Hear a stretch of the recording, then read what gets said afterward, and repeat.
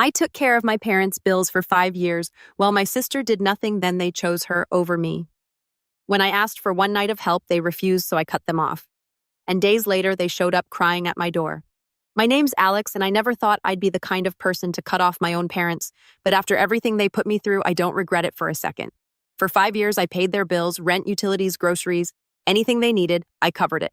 They always had an excuse. My dad had back problems that made working impossible. My mom insisted she was too old to get a job, even though she was barely in her 50s, and my sister, Emily, she never lifted a damn finger. Emily was the golden child. She could crash her car, rack up debt, drop out of school, and still my parents would defend her like she walked on water. She's just finding herself, my mom would say. She'll figure it out eventually. Meanwhile, I was the one who had to figure everything out from the moment I turned 18. I work my ass off to get where I am, late nights, long hours, stress, sacrifice, you name it. And because I made something of myself, my parents treated me like their personal ATM. Started small, a little help with rent here, a bill there, then it became monthly payments. After a while, they didn't even ask anymore. They just expected it. Family helps family, my mom would say whenever I hesitated. You're doing so well, sweetheart. It's not like you can't afford it. And for years, I let it slide. I told myself they needed it, that I was doing the right thing, that maybe, just maybe, they'd appreciate it someday, but appreciation never came, only entitlement. The breaking point wasn't immediate. It was more like a slow realization, a pile of small betrayals that eventually crushed me. It started when I got married.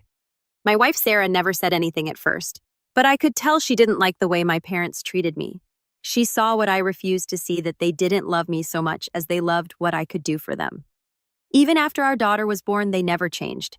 I thought having a granddaughter would make them different, that they'd want to be involved. But Emily still came first. My mom would cancel visits last minute because Emily needed her for something. My dad never bothered to come at all. If I didn't make the effort, they wouldn't see my daughter at all. Then came the moment that shattered everything. I had an important work event, something I couldn't miss. Sarah had a last-minute business trip. We just needed one night of help, so I called my mom and asked if she and dad could babysit. She laughed, actually laughed. "Oh, Alex, we're not your servants," she said. "We raised our kids already. It's not our job to take care of yours." I don't even remember what I said next. I just remember hanging up and staring at the wall, feeling like a fool. 5 years of paying their bills, covering their expenses, making sure they never had to struggle, and the one time I asked for something in return, they dismissed me like I was nothing. I wish I could say that was the end of it, but it got worse, a lot worse. I sat there for a long time, phone still in my hand, replaying the conversation in my head. Maybe I misheard her. Maybe she didn't mean it like that, but deep down, I knew better. The years of being used, the endless excuses, the way they put Emily on a pedestal while treating me like a walking wallet, it all made perfect sense now. Still, I needed to hear it from them directly. I needed to see them say it to my face. So I got in my car and drove straight to their house. The drive was short, but my mind was racing the entire way. I wasn't even sure what I was going to say. I wasn't the kind of person who lashed out or got into screaming matches. But I felt something bubbling up inside me, something I had pushed down for years. By the time I pulled into their driveway, my hands were shaking. I took a deep breath, got out of the car, and knocked on the door. No answer. I knocked again, harder this time. Then I heard voices inside. The door opened, and there was my dad, looking surprised to see me.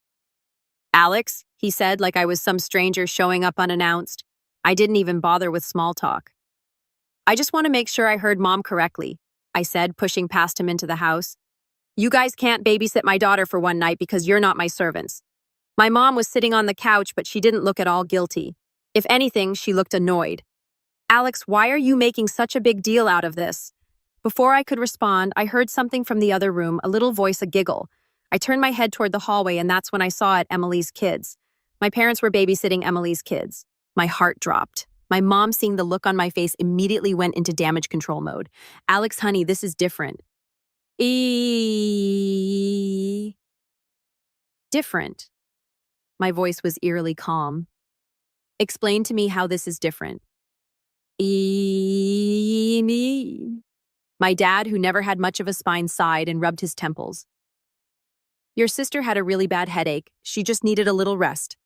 I stared at him in disbelief. "A headache," I repeated. "She has a headache, so you drop everything to watch her kids. But when I, the one who's been paying your bills for years, ask you to babysit for one night, suddenly you raised your kids already." My mom rolled her eyes as if I was being dramatic. Alex, it's not like that. Your sister Emily gets everything handed to her, I snapped, and I get used. My mom's face hardened. That's not fair. We appreciate everything you do for us. I let out a cold, humorless laugh. Really? Because it sure as hell doesn't feel like it. Emily suddenly appeared in the hallway, rubbing her eyes like she just woke up from a nap. Ugh, what is all this yelling? She whined. Then she saw me and groaned. Oh my God, are you seriously throwing a tantrum right now? I turned to her, my jaw clenched. You're unbelievable. She folded her arms, smirking. You act like paying a few bills makes you a saint. Maybe if you weren't so uptight, Mom and Dad wouldn't have to pick favorites. Something inside me snapped. I felt this icy clarity like the final piece of the puzzle had clicked into place. I had spent my entire life trying to earn love and respect from people who never intended to give it to me. And now, standing in that living room watching them babysit Emily's kids after laughing in my face, I finally saw the truth. I was done. I exhaled slowly and looked at my parents. All right, I said quietly. I get it now. Then I turned on my heel and walked straight out the door. I didn't slam it. I didn't yell. I didn't give them another second of my time. But as I drove away, my phone started buzzing, first my mom, then my dad, then Emily. I didn't answer, and that was just the beginning. I ignored every single call, let them wonder, let them stew. I wasn't going to waste another second being manipulated. By the time I got home, Sarah was already back from her trip, sitting on the couch with our daughter asleep in her arms. She looked up when I walked in and immediately knew something was wrong. What happened? She asked softly. I sat down next to her, running a hand through my hair. They were babysitting Emily's kids. Sarah stiffened. You're kidding. I shook my head. Nope. She had a headache, so of course they dropped everything to help her, but when I asked for one damn night, I got laughed at. She let out a sharp breath, shaking her head in disbelief. Alex, I know this hurts, but maybe it's a good thing. Now you know for sure. She was right. I did know for sure.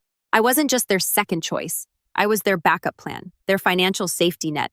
And now that I saw it clearly, I wasn't about to keep playing that role. So the next morning, I took action. The first thing I did was call my bank. I had automatic payments set up for their rent, their utilities, even their damn car insurance. That ended today. I canceled everything. Then I sent my parents a single text. You're on your own now, figure it out. I didn't explain, I didn't argue, I just hit send and blocked their numbers. Within the hour, the chaos began. Sarah and I were eating breakfast when my email pinged, then my work phone rang, then Sarah's phone. I had blocked them, but they were persistent. I sighed, opening my email from Mom. Subject, are you serious? The message was exactly what I expected. Alex, I don't know what's gotten into you, but this is ridiculous. Family supports each other. You can't just cut us off like this. We have bills to pay. Your father's health isn't great and your sister is struggling. I can't believe you'd be this selfish after everything we've done for you. I scoffed. Everything they've done for me. What birthing me? That was about where their support ended. Before I could even process that, Sarah's phone rang again. She checked the screen and grimaced. It's Emily. Let it go to voicemail, I muttered. But then a text popped up from her. Sarah held up the phone so I could see. Emily texted, Wow, you're actually serious. You're screwing over Mom and Dad just because you didn't get your way for one night. Grow up, Alex. I clenched my jaw. Of course Emily would twist it like that. Of course she would make me the villain. I stood up, pacing the kitchen. You know what? Let them panic, let them scream, I don't care anymore.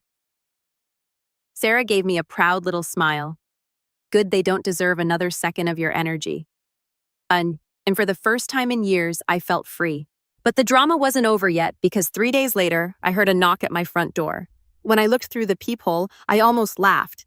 It was my parents and they were crying. I stared through the peephole for a long moment, my stomach twisting. There they were, my mother and father standing outside my house looking absolutely pitiful. My mother had tears streaming down her face, and my father stood beside her, rubbing his temples like this was all some massive inconvenience. A part of me almost felt bad, almost. Then I remembered every time they had used me, every bill I had covered, every sacrifice I had made, while Emily sat back doing nothing yet somehow being treated like royalty. I remembered the laughter in my mother's voice when she dismissed me like I was an idiot for even asking them to babysit. I felt a fire rise in my chest. Taking a deep breath, I unlocked the door and swung it open. The second my mother saw me, she launched into it. Alex, thank God. We've been trying to reach you. I folded my arms, leaning against the door frame. Yeah, I noticed. My dad stepped forward, his expression a mix of exhaustion and frustration. Alex, son, we need to talk. No, you need to talk, I shot back, because I already said everything I needed to. My mother clutched at her chest like I had just stabbed her. How can you be so heartless? We're family. I let out a sharp, humorless laugh. Oh, now we're family. That's funny because when I needed one night, just one, you laughed in my face. But when Emily has a headache, you roll out the red carpet for her. Mom's face twisted into an ugly frown. That's not fair.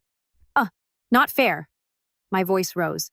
What's not fair is me paying your bills for 5 years while Emily did absolutely nothing. What's not fair is me bending over backwards to help you, only to be treated like an afterthought while she gets to be the golden child. So, you can sit here and cry all you want, but I see the truth now. Yeah, my dad sighed heavily, shaking his head. Alex, come on, we appreciate everything you do for us. I scoffed. No, you appreciate my money. Big difference. That shut them up real quick. My mom's face crumpled like she was about to start full-on sobbing. We didn't think you'd actually go through with it, she admitted, wiping at her eyes. You've always been so responsible, so good to us. We thought you'd calm down and fix this. I gritted my teeth. Fix what, Mom? The fact that you've been using me, that you've been emotionally manipulating me into paying for everything while Emily does nothing, that you take me for granted and act like she's a damn princess. My mother sniffled. We're not using you. We just relied on you a little too much. I shook my head. No, you exploited me. You guilted me into believing that it was my job to take care of you. But it's not.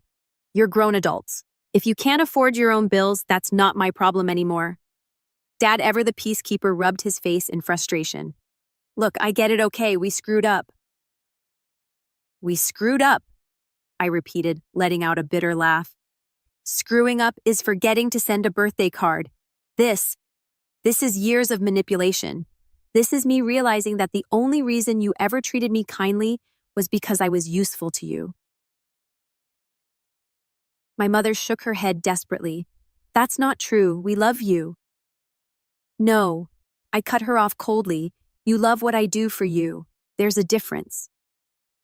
Silence. For the first time in my life, they actually seemed speechless. But then, right on cue, my mother did what she did best. She flipped the script. Her sadness morphed into anger, and suddenly, I was the villain again. You being so cruel, Alex, she snapped. Do you have any idea what you're doing to this family? We are struggling. We are barely keeping our heads above water. And instead of helping your own flesh and blood, you're throwing a tantrum over babysitting. My jaw tightened. No, I'm finally standing up for myself. You're being dramatic, she scoffed. You're cutting us off over nothing. I felt a dangerous calm settle over me. Nothing, I echoed. You think this is nothing? I took a step closer, lowering my voice. Mom, I have spent the last 5 years keeping a roof over your head while Emily did nothing. You have drained me financially and emotionally, and the one time I asked for something in return, you laughed in my face. You called me selfish, but now that I'm done being your ATM, suddenly you're crying outside my house. She looked away, sniffling. My dad cleared his throat awkwardly. I nodded, the realization settling in fully. That's what I thought. Mom exhaled sharply, regaining some of her usual venom. Fine, she said bitterly. If this is how you want it, then fine. But don't come crawling back when you realize how much you need us. I let out a sharp laugh. Need you for what emotional abuse guilt trips bills I didn't sign up for? Yeah, I think I'll pass. Yeah. Dad sighed, rubbing his face. Come on, Alex, let's not burn bridges here. We just need a little help. I turned and gestured toward their car in my driveway. Then maybe you should go ask Emily. Oh, wait, she's never helped, has she? Silence again. They both knew I was right. I took a deep breath, steadying myself. I'm done. I mean it this time. No more money, no more favors. You figure your own lives out just like I had to. Mom opened her mouth to argue, But I was already stepping back inside, and without another word, I shut the door in their faces. I leaned against it, my heart pounding, my breath coming in short bursts. For a second, I just stood there listening. I could hear them murmuring, their voices frantic. My mother was sniffling, my father sighing. Then slowly their footsteps retreated. I peeked through the window. They were standing by their car, arguing with each other. Then finally they got in and drove away, and I just stood there letting it all sink in. For the first time in my life, I had set a boundary, a real boundary, and it felt incredible. But I had a feeling this wasn't over yet. The next morning, I woke up to my phone vibrating like crazy.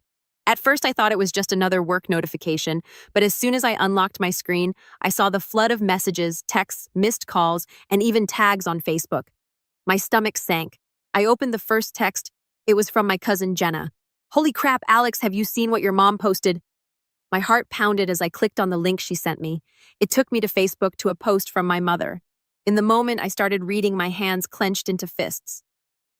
It breaks my heart to say this, but sometimes the people you love the most turn their backs on you. My own daughter, yes. The one I raised, fed, clothed, and loved unconditionally, has abandoned her family in our time of need. After everything we've done for her, she has decided we're not good enough for her anymore. I never thought I'd see the day when my own child would treat me like a burden, like a piece of trash to be thrown away. But money changes people, I guess. And now she's left us struggling, knowing we have no one else to turn to. If only she had a heart as big as her bank account. I stared at the screen, my breath coming in sharp bursts. The comments were even worse. "Wow, I can't believe your daughter would do that to you. Some kids just don't appreciate their parents anymore. It's disgusting. After all you sacrificed for her, she should be ashamed. Karma will come for her, just wait." So, I scrolled and scrolled, my face burning. She had completely twisted the story, painting herself as the poor, suffering mother abandoned by her selfish daughter. And of course, her Facebook friends. Most of them nosy church ladies and distant relatives who barely knew me were eating it up. Then, just when I thought it couldn't get worse, I saw Emily's comment. "I never wanted to say anything before, but honestly, I always knew she only cared about herself. Mom and Dad have given her everything, and this is how she repays them. Disgusting." That did it. I wasn't just angry anymore, I was livid. I grabbed my phone and dialed my mother's number. She picked up almost immediately, like she'd been waiting for my call. "Oh, so now you want to hawk," she said, her voice dripping with fake innocence. "Are you kidding me?" I snapped. "What the hell is that Facebook post, Mom? You're seriously lying to everyone and making me look like some heartless monster?" She let out a long, dramatic sigh. "I don't know what you mean, sweetie. I was just sharing my feelings. Isn't that allowed?" I gritted my teeth. "You lied. You made it sound like I abandoned you for no reason when you've been using me for years." "Oh, using you!" she shot back, suddenly all venom. "I don't recall putting a gun to your head and forcing you to help your own parents. You did that all on your own. But I guess money makes people selfish. I should have known you'd turn out like this."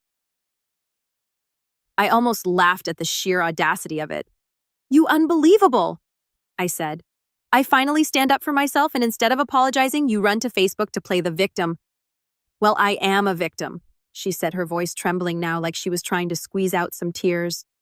"Your poor father and I are struggling while you live comfortably, completely fine with leaving us behind. It's just," she sniffled dramatically, "it's just so hard to believe my own daughter could be so cold-hearted." I clenched my jaw, gripping the phone so tightly my fingers ached. "You're struggling, then why were you babysitting Emily's kids yesterday? She can't even watch her own kids, but she gets to live in peace while I get guilt-tripped into supporting you." Mom hesitated just for a second, but then she scoffed. "Emily is different. She's not as financially stable as you, and besides, she doesn't turn her back on family the way you do." That was it. That was the final straw. I let out a slow breath, forcing myself to stay calm.